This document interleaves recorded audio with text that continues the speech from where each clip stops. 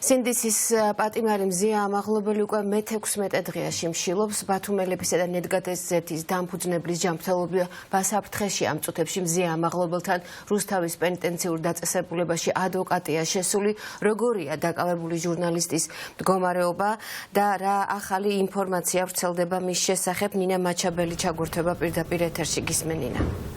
როგორია მზია ამაღლობელის ჯანმრთელობის მდგომარეობა, ამის შესახებ ბუნებრივია ადვოკატი უფრო კონკრეტულად და დეტალურად ისაუბრებს, მას შემდეგ რაც რუსთავის მეხუთე პენიტენციურ დაწესებულებას დატოვებს, თუმცა ამაღლობელის მეგობრებისა და კოლეგების ინფორმაციით მზია ამაღლობელი უკვე 16 დღეა რაც შიმშილობს, მას აქვს რამდენიმე ქრონიკული დაავადება და ბუნებრივია შიმშილობა მის მდგომარეობას კიდევ უფრო მეტად ამძიმებს. შაბათის მდგომარეობით მზია ამაღლობელს ჯერ კიდევ შეეძლო გადაადგილება, თუმცა ამ კონკრეტულ შემთხვევაში როგორია მისი ჯანმრთელობის მდგომარეობა და ასჭირდა თუ არა მედიკოსების დახმარება, ეს არის ბუნებრივია უცნობი. რაც შეეხება არსებულ ღონისძიებებს, რასაც აქამდე ატარებდნენ ჟურნალისტები, მზია ამაღლობელის აღკვეთის ღონისძიების გადასინჯვის და გირაოთი გამოშვების საკითხთან დაკავშირებით სხვადასხვა უწყებებთან იყვნენ ჟურნალისტები მისულები, მაგრამ ამ დრომდე არალეგიტიმურ პროკურატურას არ ესმის ამ მოთხოვნის, იქიდან გამომდინარე, რომ ჟურნალისტები დარწმუნებულები არიან მზია ამაღლობელს დღეს სისტემა სჯის, იმიტომ რომ ის არის დამოუკიდებელი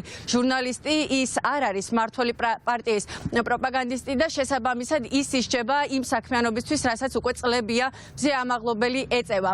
ერთადერთი მოთხოვნა აქვთ მზია ამაღლობელის კოლეგებსა და ჟურნალისტებს, რომ ბუნებრივია უნდა მოხდეს მისი აღკვეთის ღონისძიების სახით პატიმრობის გადასინჯვა გირაოს თაობაზე და გირაოთი იყოს ის გამოშვებული გარეთ და ასევე კიდევ ერთი მოთხოვნაა, რომ ბათუმელებისა და ნედგაზეთის დამფუძნებელი ცნონ დაზარალებულად ამ მოთხოვნით, რა თქმა უნდა, იყვნენ მეგობრები და კოლეგები მისულები სპეციალურ საგამოძიებო სამსახურთან, დაწერეს ხელმძღვანელთან შეხვედრის მოთხოვნაზეც წერილი, თუმცა ერთი კვირაა თითქმის უკვე გასული ამ წერილის დაწერიდან და ჯერჯერობით პასუხი კოკა კაციტაძე შეხვდება თუ არა ჟურნალისტებს ეს ამ დრომდე არის უცნობი.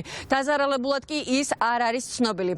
გამოძიება კი დაწყებულია, მაგრამ ჟურნალისტზე თავდასხმის დეტალებზე საუბრობენ ასევე მზია ამაღლობელის კოლეგები პოლიციის განყოფილებაში, როდესაც ირაკლი დგებუაძე მზია ამაღლობელს ჯერ სახეში შეაფურთხა, სიტყვიერი შეურაცხყოფა მიაყენა და რამდენჯერმე სცადა მასზე ფიზიკური ანგარიშწორება და სწორედ ამის გამო უნდათ მათ, რომ მზია ამაღლობელი იყოს დაზარალებულად ცნობილი და ბუნებრივია საქმის მასალებში არსებული მტკიცებულებების შესახებ, რომელიც წესით არც არაფერი არ უნდა ქონდეს პროკურატურას, უნდა იცოდნენ რა უდევთ და რა უკერავენ მზია ამაღლობელს ამ საქმეში.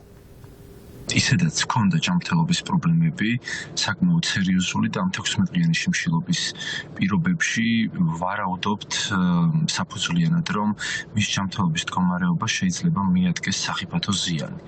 არა მხოლოდ მის ჯანმრთელობას სამწუხაროდ, არამედ მის სიცოცხლესაც კი. ამიტომაც ჩვენი ერთადერთი და მთავარი მოთხოვნა არის პროკურატურამ მოითხოვოს თავისი შრომდგომობით აღკვეთის ღონისძიების შეცვლა და მისთვის არასაპატიმრო ღონისძიების შეფარდება. რაც შეეხება სპეციალურ საგამოძიებო სამსახურს, ბოლო მონაცემებით მას ჯერ კიდევ არ მიუნიჭებია მზიასთვის დაზარალებული სტატუსი და ბუნებრივია ეს არის მთელი იმ დარღვევების წყება და კასკადის ნაწილი, რაც მზიას დაკავებიდან დღემდე ხდება, ის არის უკანონო პატიმარი და მას ივანიშვილის პოლიტიკური დიქტატურა, ივანიშვილის რუსული რეჟიმის ჯის სამაგალითოდ იმისთვის, რომ ყველა შეგვეშინოს ამით. ვიდრე მზია არ იქნება თავისუფალი, ყველანი ვართ საერთაშორისო პატიმრობაში და ვეცდებით, რომ ის მალე დავიხსნათ პოლიტიკური დღეობიდან. მას აქვს რამდენიმე ქრონიკული დაავადება, რომელზედაც ძალიან დიდ ზეგავლენას იქონიებს, ცუდ ზეგავლენას იქონიებს აი ეს შიმშილობა.